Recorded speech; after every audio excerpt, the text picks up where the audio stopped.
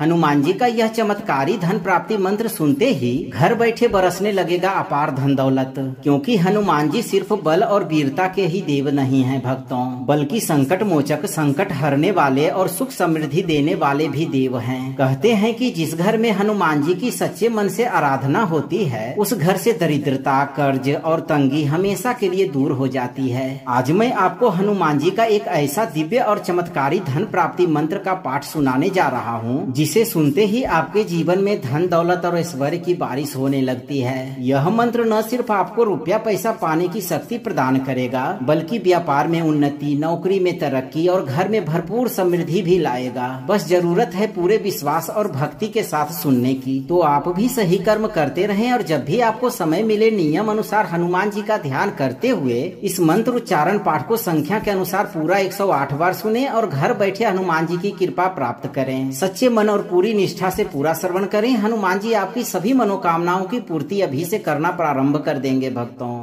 बलम बोधिमंतम यशोवीतदायम् कपीशम प्रसन्नम हृदि भावयामि वरम सिद्धिदम च धनम संपदम च भजे वज्रदेहम ममानंददम च। ओम ह्रीं श्रीं हनुमते नमः। महाधनम मे देहि स्वाहा।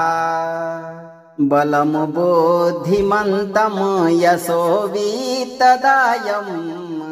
कपीशम प्रसन्नम हृदि भावयामि वरम सिद्धिदम च धनम संपदम च भजे वज्रदेहम ममानंददम च। ओम ह्रीं श्रीं हनुमते नमः। महाधनम मे देहि स्वाहा। बलम बोधिमंतम यशोवीतदायम् कपीशम प्रसन्नम हृदि भावयामि वरम सिद्धिदम च धनम संपदम च भजे वज्रदेहम ममानंददम च।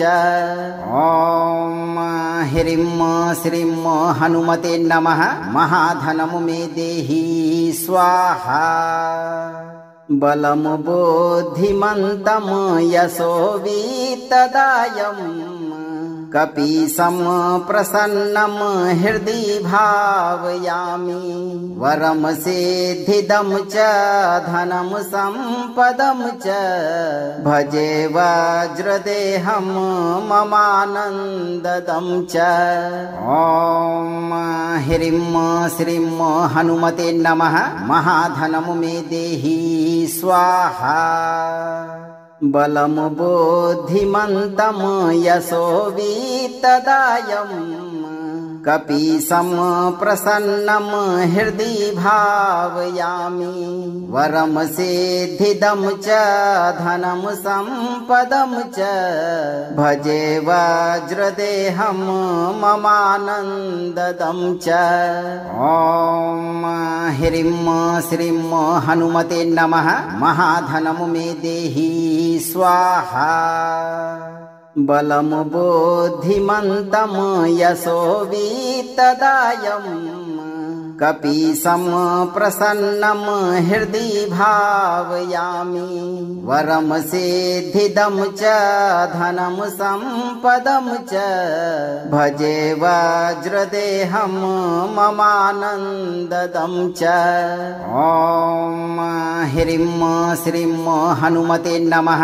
महाधनम मे देहि स्वाहा। बलम बोधिमंतम यशोवीतदायम् कपीशम प्रसन्नम हृदि भावयामि वरम सिद्धिदम च धनम संपदम च भजे वज्रदेहम ममानंददम च। ओम ह्रीं श्रीं हनुमते नमः। महाधनम मे देहि स्वाहा। बलम बोधिमंतम यशोवीतदायम् कपीशं प्रसन्नं हृदि भावयामि वरं सिद्धिदं च धनं सम्पदं च भजे वज्रदेहं ममानन्ददं च। ॐ ह्रीं श्रीं हनुमते नमः। महाधनं मे देहि स्वाहा बलं बुद्धिमन्तं यशो वित्तदायं कपीशं प्रसन्नं हृदि भावयामि वरं सिद्धिदं च धनं सम्पदं च भजे वज्रदेहं ममानन्ददं च। ॐ ह्रीं श्रीं हनुमते नमः। महाधनं मे देहि स्वाहा बलं बुद्धिमन्तं यशो वित्तदायं कपीशं प्रसन्नं हृदि भावयामि वरं सिद्धिदं च धनं सम्पदं च भजे वज्रदेहं ममानन्ददं च। ॐ ह्रीं श्रीं हनुमते नमः। महाधनं मे देहि स्वाहा बलं बुद्धिमन्तं यशो वित्तदायं कपीशं प्रसन्नं हृदि भावयामि वरं सिद्धिदं च धनं सम्पदं च भजे वज्रदेहं ममानन्ददं च। ॐ ह्रीं श्रीं हनुमते नमः।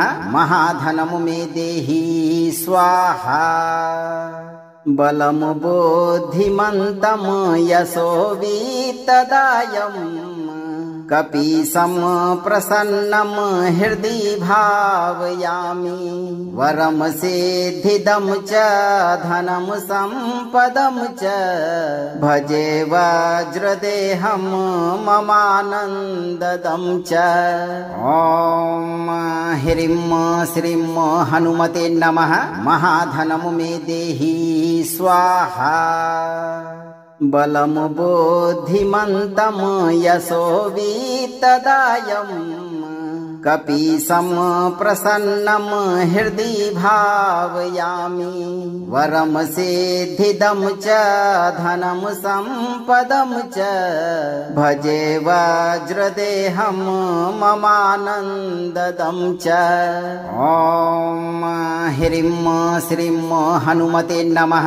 महाधनं मे देहि स्वाहा बलं बुद्धिमन्तं यशो वित्तदायं कपीशं प्रसन्नं हृदि भावयामि वरं सिद्धिदं च धनं सम्पदं च भजे वज्रदेहं ममानन्ददं च। ॐ ह्रीं श्रीं हनुमते नमः। महाधनं मे देहि स्वाहा बलं बुद्धिमन्तं यशो वित्तदायं कपीशं प्रसन्नं हृदि भावयामि वरं सिद्धिदं च धनं सम्पदं च भजे वज्रदेहं ममानन्ददं च। ॐ ह्रीं श्रीं हनुमते नमः।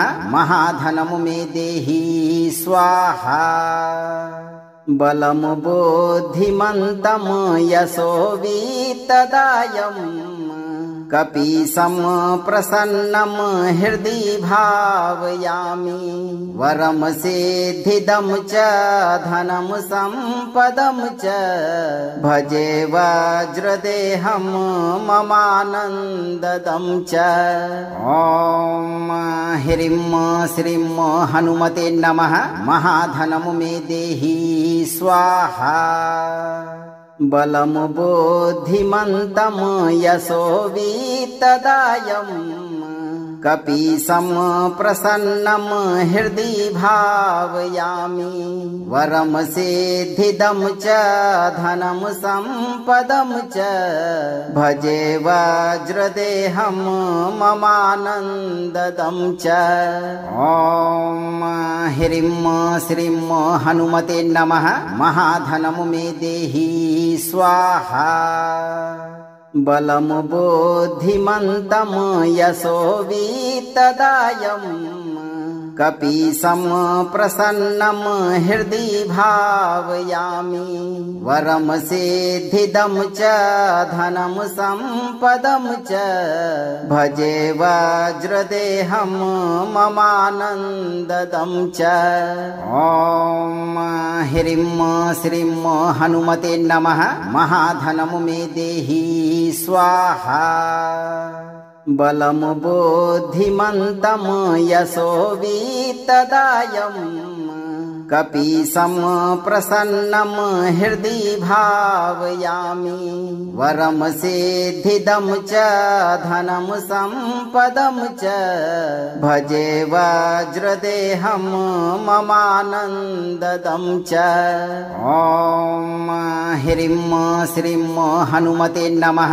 महाधनं मे देहि स्वाहा बलं बुद्धिमन्तं यशो वित्तदायम् कपीशं प्रसन्नं हृदि भावयामि वरं सिद्धिदं च धनं सम्पदं च भजे वज्रदेहं ममानन्ददं च। ॐ ह्रीं श्रीं हनुमते नमः।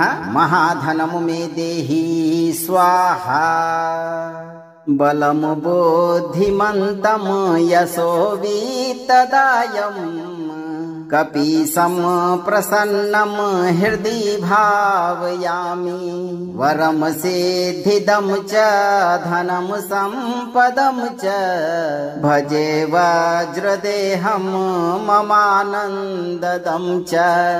ॐ ह्रीं श्रीं हनुमते नमः। महाधनं मे देहि स्वाहा बलं बुद्धिमन्तं यशो वित्तदायम् कपीशं प्रसन्नं हृदि भावयामि वरं सिद्धिदं च धनं सम्पदं च भजे वज्रदेहं ममानन्ददं च। ॐ ह्रीं श्रीं हनुमते नमः। महाधनं मे देहि स्वाहा बलं बुद्धिमन्तं यशो वित्तदायम् कपीशं प्रसन्नं हृदि भावयामि वरं सिद्धिदं च धनं सम्पदं च भजे वज्रदेहं ममानन्ददं च। ॐ ह्रीं श्रीं हनुमते नमः।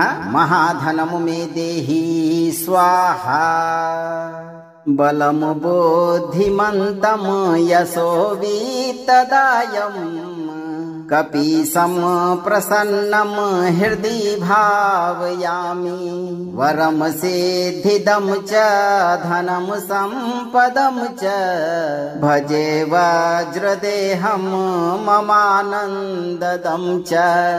ॐ ह्रीं श्रीं हनुमते नमः। महाधनं मे देहि स्वाहा बलं बुद्धिमन्तं यशो वित्तदायम् कपीशं प्रसन्नं हृदि भावयामि वरं सिद्धिदं च धनं सम्पदं च भजे वज्रदेहं ममानन्ददं च। ॐ ह्रीं श्रीं हनुमते नमः। महाधनं मे देहि स्वाहा बलं बुद्धिमन्तं यशो वित्तदायम् कपीशं प्रसन्नं हृदि भावयामि वरं सिद्धिदं च धनं सम्पदं च भजे वज्रदेहं ममानन्ददं च।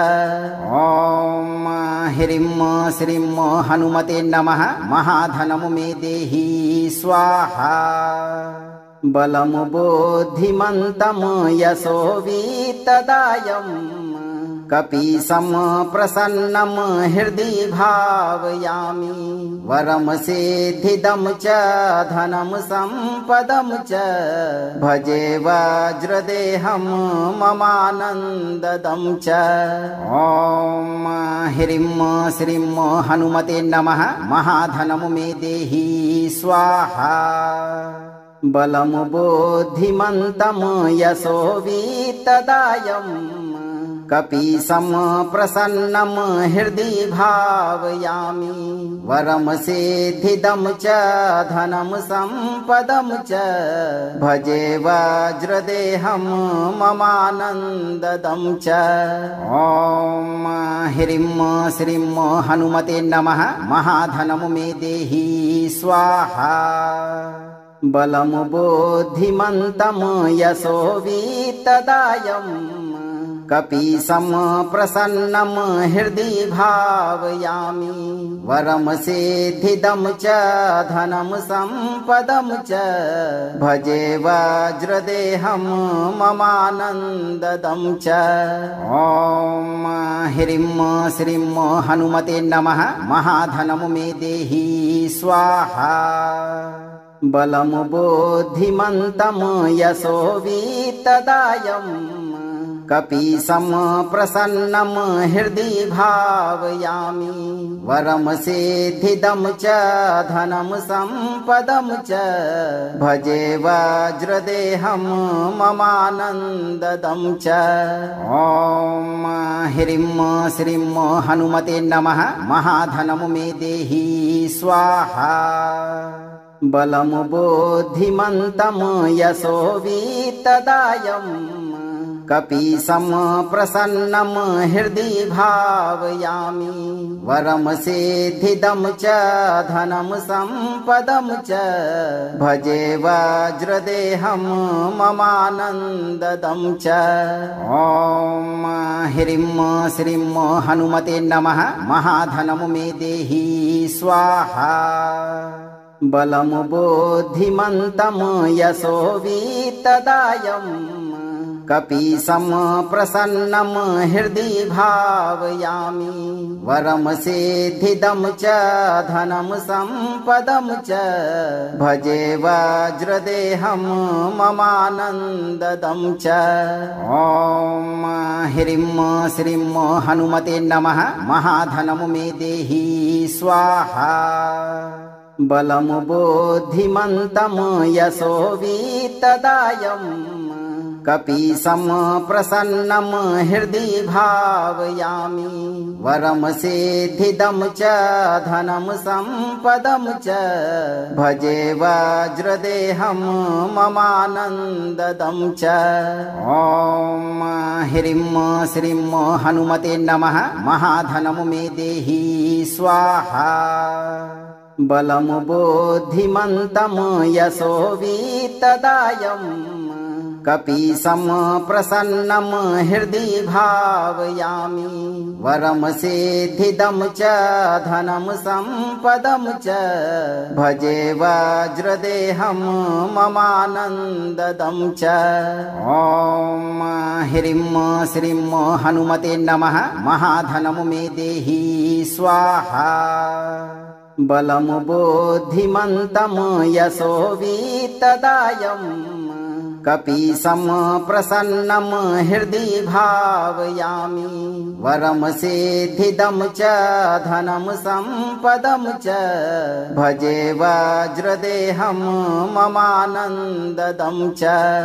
ॐ ह्रीं श्रीं हनुमते नमः। महाधनं मे देहि स्वाहा बलं बुद्धिमन्तं यशो वित्तदायं कपीशं प्रसन्नं हृदि भावयामि वरं सिद्धिदं च धनं सम्पदं च भजे वज्रदेहं ममानन्ददं च।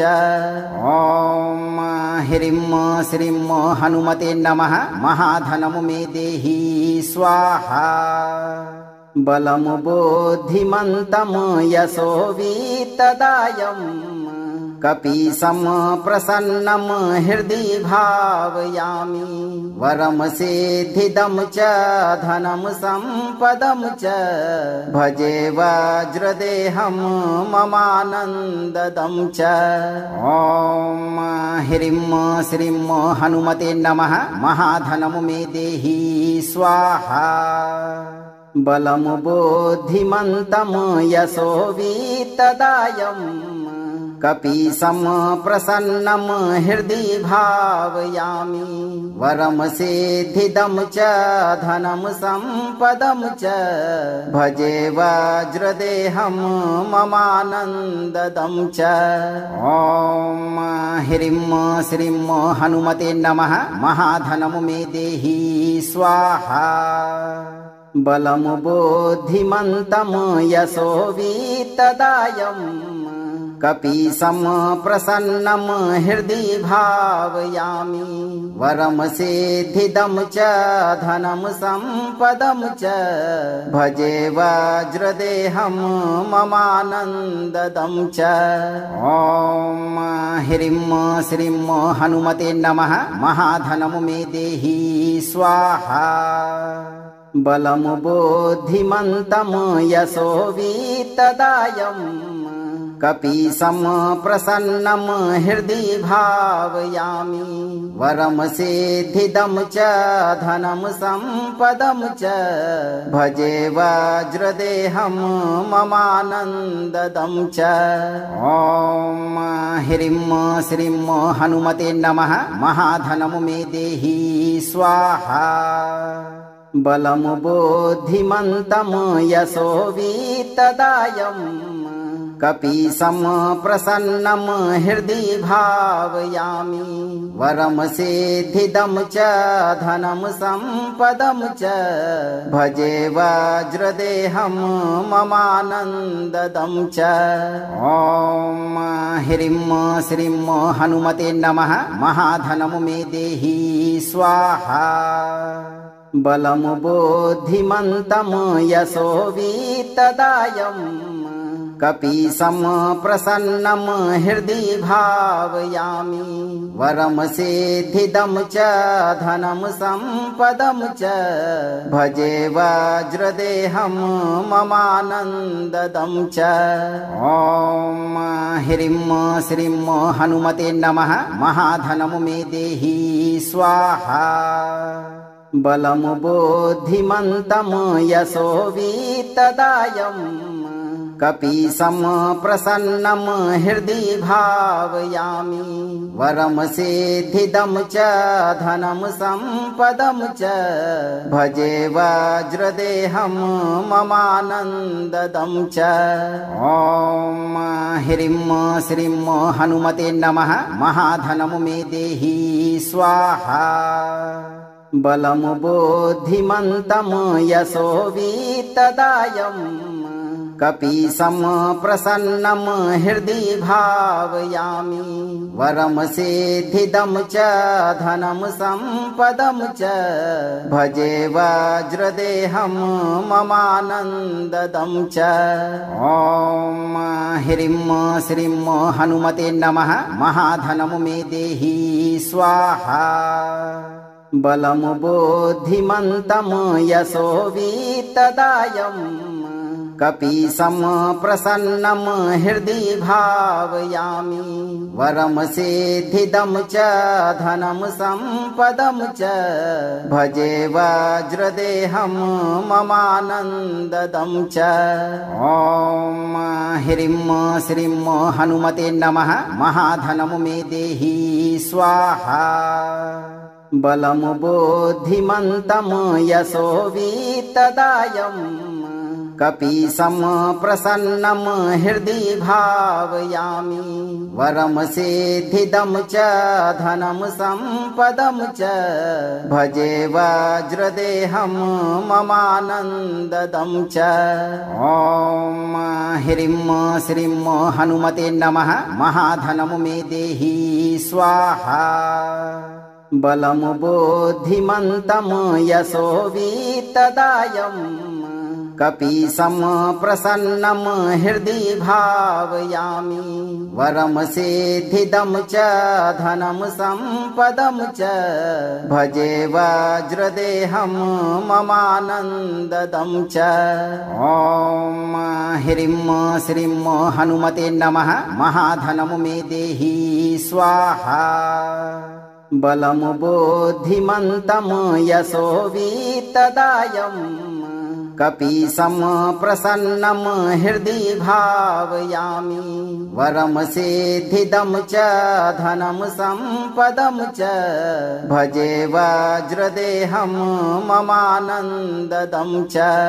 ॐ ह्रीं श्रीं हनुमते नमः। महाधनं मे देहि स्वाहा बलं बुद्धिमन्तं यशो वित्तदायं कपीशं प्रसन्नं हृदि भावयामि वरं सिद्धिदं च धनं सम्पदं च भजे वज्रदेहं ममानन्ददं च।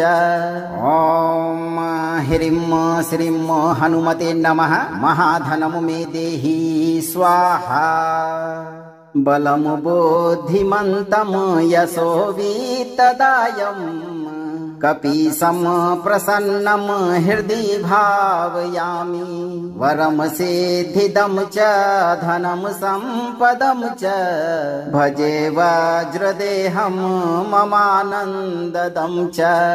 ॐ ह्रीं श्रीं हनुमते नमः। महाधनं मे देहि स्वाहा बलं बुद्धिमन्तं यशो वित्तदायं कपीशं प्रसन्नं हृदि भावयामि वरं सिद्धिदं च धनं सम्पदं च भजे वज्रदेहं ममानन्ददं च।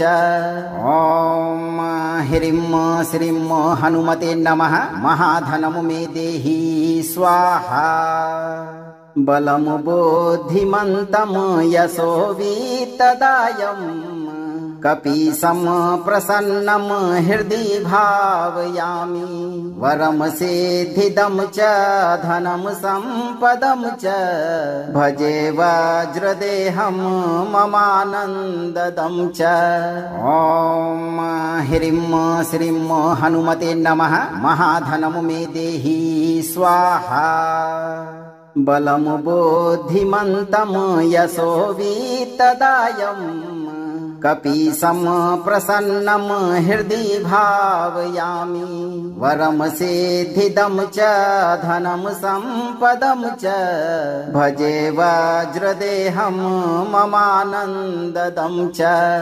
ॐ ह्रीं श्रीं हनुमते नमः। महाधनं मे देहि स्वाहा बलं बुद्धिमन्तं यशो वित्तदायं कपीशं प्रसन्नं हृदि भावयामि वरं सिद्धिदं च धनं सम्पदं च भजे वज्रदेहं ममानन्ददं च।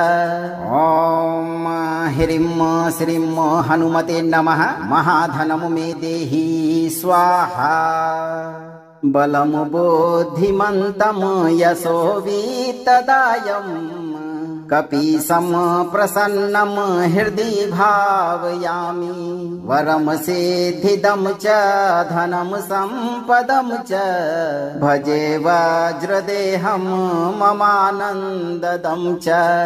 ॐ ह्रीं श्रीं हनुमते नमः। महाधनं मे देहि स्वाहा बलं बुद्धिमन्तं यशो वित्तदायं कपीशं प्रसन्नं हृदि भावयामि वरं सिद्धिदं च धनं सम्पदं च भजे वज्रदेहं ममानन्ददं च। ॐ ह्रीं श्रीं हनुमते नमः। महाधनं मे देहि स्वाहा बलं बुद्धिमन्तं यशो वित्तदायम् कपीशं प्रसन्नं हृदि भावयामि वरं सिद्धिदं च धनं सम्पदं च भजे वज्रदेहं ममानन्ददं च। ॐ ह्रीं श्रीं हनुमते नमः। महाधनं मे देहि स्वाहा बलं बुद्धिमन्तं यशो वित्तदायम् कपीशं प्रसन्नं हृदि भावयामि वरं सिद्धिदं च धनं सम्पदं च भजे वज्रदेहं ममानन्ददं च। ॐ ह्रीं श्रीं हनुमते नमः। महाधनं मे देहि स्वाहा बलं बुद्धिमन्तं यशो वित्तदायम् कपीशं प्रसन्नं हृदि भावयामि वरं सिद्धिदं च धनं सम्पदं च भजे वज्रदेहं ममानन्ददं च। ॐ ह्रीं श्रीं हनुमते नमः। महाधनं मे देहि स्वाहा बलं बुद्धिमन्तं यशो वित्तदायम् कपीशं प्रसन्नं हृदि भावयामि वरं सिद्धिदं च धनं सम्पदं च भजे वज्रदेहं ममानन्ददं च। ॐ ह्रीं श्रीं हनुमते नमः। महाधनं मे देहि स्वाहा बलं बुद्धिमन्तं यशो वित्तदायम् कपीशं प्रसन्नं हृदि भावयामि वरं सिद्धिदं च धनं सम्पदं च भजे वज्रदेहं ममानन्ददं च। ॐ ह्रीं श्रीं हनुमते नमः। महाधनं मे देहि स्वाहा बलं बुद्धिमन्तं यशो वित्तदायम् कपीशं प्रसन्नं हृदि भावयामि वरं सिद्धिदं च धनं सम्पदं च भजे वज्रदेहं ममानन्ददं च। ॐ ह्रीं श्रीं हनुमते नमः। महाधनं मे देहि स्वाहा बलं बुद्धिमन्तं यशो वित्तदायम् कपीशं प्रसन्नं हृदि भावयामि वरं सिद्धिदं च धनं सम्पदं च भजे वज्रदेहं ममानन्ददं च। ॐ ह्रीं श्रीं हनुमते नमः। महाधनं मे देहि स्वाहा बलं बुद्धिमन्तं यशो वित्तदायम् कपीशं प्रसन्नं हृदि भावयामि वरं सिद्धिदं च धनं सम्पदं च भजे वज्रदेहं ममानन्ददं च। ॐ ह्रीं श्रीं हनुमते नमः। महाधनं मे देहि स्वाहा बलं बुद्धिमन्तं यशो वित्तदायम् कपीशं प्रसन्नं हृदि भावयामि वरं सिद्धिदं च धनं सम्पदं च भजे वज्रदेहं ममानन्ददं च। ॐ ह्रीं श्रीं हनुमते नमः। महाधनं मे देहि स्वाहा बलं बुद्धिमन्तं यशो वित्तदायम् कपीशं प्रसन्नं हृदि भावयामि वरं सिद्धिदं च धनं सम्पदं च भजे वज्रदेहं ममानन्ददं च। ॐ ह्रीं श्रीं हनुमते नमः। महाधनं मे देहि स्वाहा बलं बुद्धिमन्तं यशो वित्तदायं कपीशं प्रसन्नं हृदि भावयामि वरं सिद्धिदं च धनं सम्पदं च भजे वज्रदेहं ममानन्ददं च। ॐ ह्रीं श्रीं हनुमते नमः। महाधनं मे देहि स्वाहा बलं बुद्धिमन्तं यशो वित्तदायं कपीशं प्रसन्नं हृदि भावयामि वरं सिद्धिदं च धनं सम्पदं च भजे वज्रदेहं ममानन्ददं च। ॐ ह्रीं श्रीं हनुमते नमः। महाधनं मे देहि स्वाहा बलं बुद्धिमन्तं यशो वित्तदायं कपीशं प्रसन्नं हृदि भावयामि वरं सिद्धिदं च धनं सम्पदं च भजे वज्रदेहं ममानन्ददं च।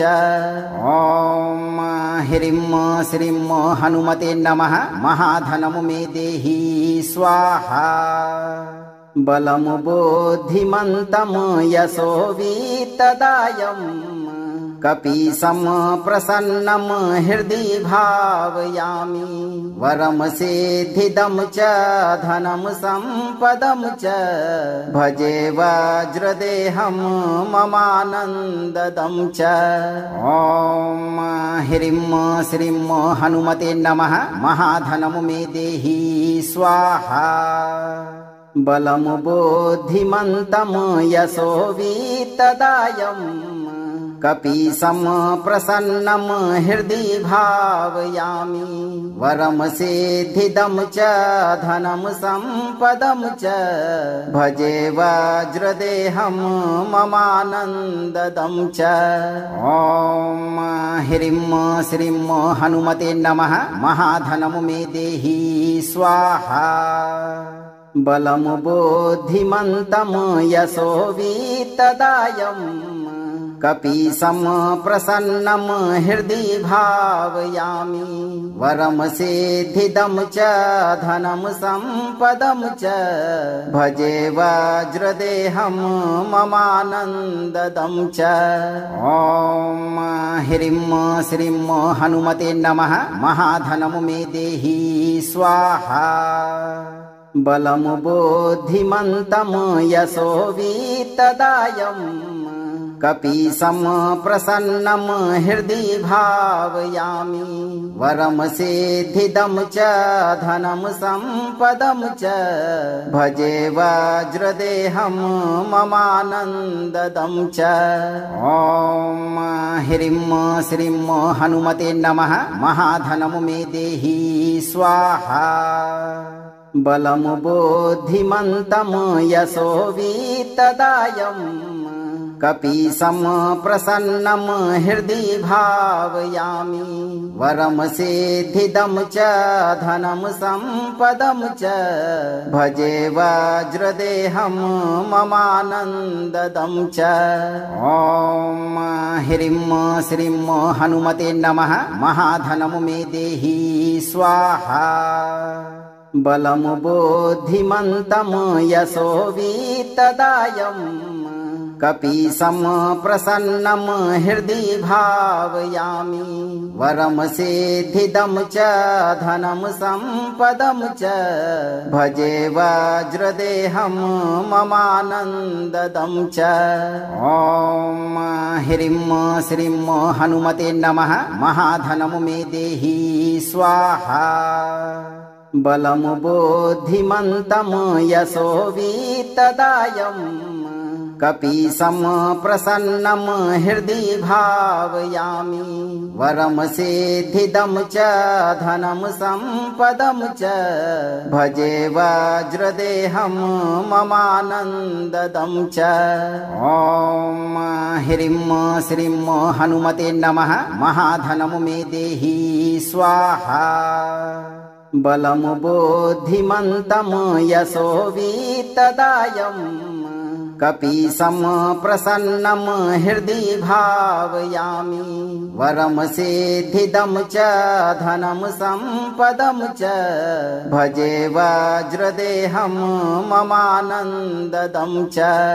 ॐ ह्रीं श्रीं हनुमते नमः। महाधनं मे देहि स्वाहा बलं बुद्धिमन्तं यशो वित्तदायं कपीशं प्रसन्नं हृदि भावयामि वरं सिद्धिदं च धनं सम्पदं च भजे वज्रदेहं ममानन्ददं च। ॐ ह्रीं श्रीं हनुमते नमः। महाधनं मे देहि स्वाहा बलं बुद्धिमन्तं यशो वित्तदायं कपीशं प्रसन्नं हृदि भावयामि वरं सिद्धिदं च धनं सम्पदं च भजे वज्रदेहं ममानन्ददं च। ॐ ह्रीं श्रीं हनुमते नमः। महाधनं मे देहि स्वाहा बलं बुद्धिमन्तं यशो वित्तदायं कपीशं प्रसन्नं हृदि भावयामि वरं सिद्धिदं च धनं सम्पदं च भजे वज्रदेहं ममानन्ददं च। ॐ ह्रीं श्रीं हनुमते नमः। महाधनं मे देहि स्वाहा बलं बुद्धिमन्तं यशो वित्तदायं कपीशं प्रसन्नं हृदि भावयामि वरं सिद्धिदं च धनं सम्पदं च भजे वज्रदेहं ममानन्ददं च। ॐ ह्रीं श्रीं हनुमते नमः। महाधनं मे देहि स्वाहा बलं बुद्धिमन्तं यशो वित्तदायं कपीशं प्रसन्नं हृदि भावयामि वरं सिद्धिदं च धनं सम्पदं च भजे वज्रदेहं ममानन्ददं च। ॐ ह्रीं श्रीं हनुमते नमः। महाधनं मे देहि स्वाहा बलं बुद्धिमन्तं यशो वित्तदायं कपीशं प्रसन्नं हृदि भावयामि वरं सिद्धिदं च धनं सम्पदं च भजे वज्रदेहं ममानन्ददं च। ॐ ह्रीं श्रीं हनुमते नमः। महाधनं मे देहि स्वाहा बलं बुद्धिमन्तं यशो वित्तदायं कपीशं प्रसन्नं हृदि भावयामि वरं सिद्धिदं च धनं सम्पदं च भजे वज्रदेहं ममानन्ददं च। ॐ ह्रीं श्रीं हनुमते नमः। महाधनं मे देहि स्वाहा बलं बुद्धिमन्तं यशो वित्तदायं कपीशं प्रसन्नं हृदि भावयामि वरं सिद्धिदं च धनं सम्पदं च भजे वज्रदेहं ममानन्ददं च। ॐ ह्रीं श्रीं हनुमते नमः। महाधनं मे देहि स्वाहा बलं बुद्धिमन्तं यशो वित्तदायं कपीशं प्रसन्नं हृदि भावयामि वरं सिद्धिदं च धनं सम्पदं च भजे वज्रदेहं ममानन्ददं च। ॐ ह्रीं श्रीं हनुमते नमः। महाधनं मे देहि स्वाहा बलं बुद्धिमन्तं यशो वित्तदायम् कपीशं प्रसन्नं हृदि भावयामि वरं सिद्धिदं च धनं सम्पदं च भजे वज्रदेहं ममानन्ददं च। ॐ ह्रीं श्रीं हनुमते नमः। महाधनं मे देहि स्वाहा बलं बुद्धिमन्तं यशो वित्तदायम् कपीशं प्रसन्नं हृदि भावयामि वरं सिद्धिदं च धनं सम्पदं च भजे वज्रदेहं ममानन्ददं च। ॐ ह्रीं श्रीं हनुमते नमः। महाधनं मे देहि स्वाहा बलं बुद्धिमन्तं यशो वित्तदायम् कपीशं प्रसन्नं हृदि भावयामि वरं सिद्धिदं च धनं सम्पदं च भजे वज्रदेहं ममानन्ददं च। ॐ ह्रीं श्रीं हनुमते नमः। महाधनं मे देहि स्वाहा बलं बुद्धिमन्तं यशो वित्तदायम् कपीशं प्रसन्नं हृदि भावयामि वरं सिद्धिदं च धनं सम्पदं च भजे वज्रदेहं ममानन्ददं च। ॐ ह्रीं श्रीं हनुमते नमः। महाधनं मे देहि स्वाहा बलं बुद्धिमन्तं यशो वित्तदायम् कपीशं प्रसन्नं हृदि भावयामि वरं सिद्धिदं च धनं सम्पदं च भजे वज्रदेहं ममानन्ददं च। ॐ ह्रीं श्रीं हनुमते नमः। महाधनं मे देहि स्वाहा बलं बुद्धिमन्तं यशो वित्तदायम् कपीशं प्रसन्नं हृदि भावयामि वरं सिद्धिदं च धनं सम्पदं च भजे वज्रदेहं ममानन्ददं च। ॐ ह्रीं श्रीं हनुमते नमः। महाधनं मे देहि स्वाहा बलं बुद्धिमन्तं यशो वित्तदायम् कपीशं प्रसन्नं हृदि भावयामि वरं सिद्धिदं च धनं सम्पदं च भजे वज्रदेहं ममानन्ददं च। ॐ ह्रीं श्रीं हनुमते नमः। महाधनं मे देहि स्वाहा बलं बुद्धिमन्तं यशो वित्तदायम् कपीशं प्रसन्नं हृदि भावयामि वरं सिद्धिदं च धनं सम्पदं च भजे वज्रदेहं ममानन्ददं च। ॐ ह्रीं श्रीं हनुमते नमः। महाधनं मे देहि स्वाहा बलं बुद्धिमन्तं यशो वित्तदायम् कपीशं प्रसन्नं हृदि भावयामि वरं सिद्धिदं च धनं सम्पदं च भजे वज्रदेहं ममानन्ददं च। ॐ ह्रीं श्रीं हनुमते नमः।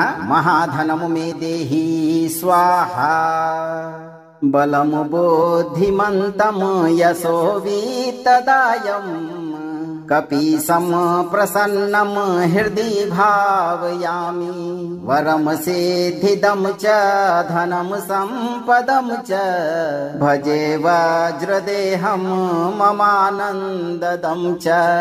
ॐ ह्रीं श्रीं हनुमते नमः। महाधनं मे देहि स्वाहा बलं बुद्धिमन्तं यशो वित्तदायं कपीशं प्रसन्नं हृदि भावयामि वरं सिद्धिदं च धनं सम्पदं च भजे वज्रदेहं ममानन्ददं च। ॐ ह्रीं श्रीं हनुमते नमः। महाधनं मे देहि स्वाहा बलं बुद्धिमन्तं यशो वित्तदायं कपीशं प्रसन्नं हृदि भावयामि वरं सिद्धिदं च धनं सम्पदं च भजे वज्रदेहं ममानन्ददं च। ॐ ह्रीं श्रीं हनुमते नमः। महाधनं मे देहि स्वाहा बलं बुद्धिमन्तं यशो वित्तदायं कपीशं प्रसन्नं हृदि भावयामि वरं सिद्धिदं च धनं सम्पदं च भजे वज्रदेहं ममानन्ददं च। ॐ ह्रीं श्रीं हनुमते नमः। महाधनं मे देहि स्वाहा बलं बुद्धिमन्तं यशो वित्तदायं कपीशं प्रसन्नं हृदि भावयामि वरं सिद्धिदं च धनं सम्पदं च भजे वज्रदेहं ममानन्ददं च।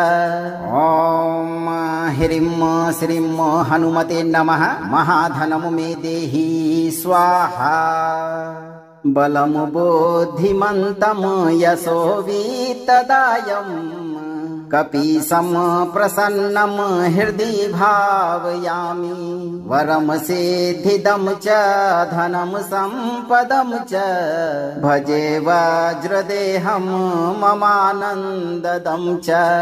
ॐ ह्रीं श्रीं हनुमते नमः। महाधनं मे देहि स्वाहा बलं बुद्धिमन्तं यशो वित्तदायं कपीशं प्रसन्नं हृदि भावयामि वरं सिद्धिदं च धनं सम्पदं च भजे वज्रदेहं ममानन्ददं च। ॐ ह्रीं श्रीं हनुमते नमः। महाधनं मे देहि स्वाहा बलं बुद्धिमन्तं यशो वित्तदायं कपीशं प्रसन्नं हृदि भावयामि वरं सिद्धिदं च धनं सम्पदं च भजे वज्रदेहं ममानन्ददं च। ॐ ह्रीं श्रीं हनुमते नमः। महाधनं मे देहि स्वाहा बलं बुद्धिमन्तं यशो वित्तदायं कपीशं प्रसन्नं हृदि भावयामि वरं सिद्धिदं च धनं सम्पदं च भजे वज्रदेहं ममानन्ददं च। ॐ ह्रीं श्रीं हनुमते नमः। महाधनं मे देहि स्वाहा बलं बुद्धिमन्तं यशो वित्तदायं कपीशं प्रसन्नं हृदि भावयामि वरं सिद्धिदं च धनं सम्पदं च भजे वज्रदेहं ममानन्ददं च। ॐ ह्रीं श्रीं हनुमते नमः। महाधनं मे देहि स्वाहा बलं बुद्धिमन्तं यशो वित्तदायं कपीशं प्रसन्नं हृदि भावयामि वरम सिद्धिदं च धनं संपदं च भजे वज्रदेहं ममानन्ददं च। ॐ ह्रीं श्रीं हनुमते नमः। महाधनं मे देहि स्वाहा बलं बुद्धिमन्तं यशो वित्तदायम् कपीशं प्रसन्नं हृदि भावयामि वरम सिद्धिदं च धनं संपदं च भजे वज्रदेहं ममानन्ददं च। ॐ ह्रीं श्रीं हनुमते नमः। महाधनं मे देहि स्वाहा बलं बुद्धिमन्तं यशो वित्तदायम् कपीशं प्रसन्नं हृदि भावयामि वरम सिद्धिदं च धनं संपदं च भजे वज्रदेहं ममानन्ददं च। ॐ ह्रीं श्रीं हनुमते नमः। महाधनं मे देहि स्वाहा। अगर आप हनुमान जी की कृपा हमेशा पाना चाहते हैं तो इस मंत्र पाठ को 11 से 21 दिन या 108 दिन तक नित्य दिन एक बार पूरा जरूर सुनें। वीडियो को लाइक और शेयर करें, चैनल को सब्सक्राइब करें और इस दरबार की घंटी को एक बार जरूर बजाएं। धैर्य रखें और सही कर्म करते रहें। हनुमान जी की कृपा से आपका जीवन हमेशा खुशहाल रहेगा भक्तों।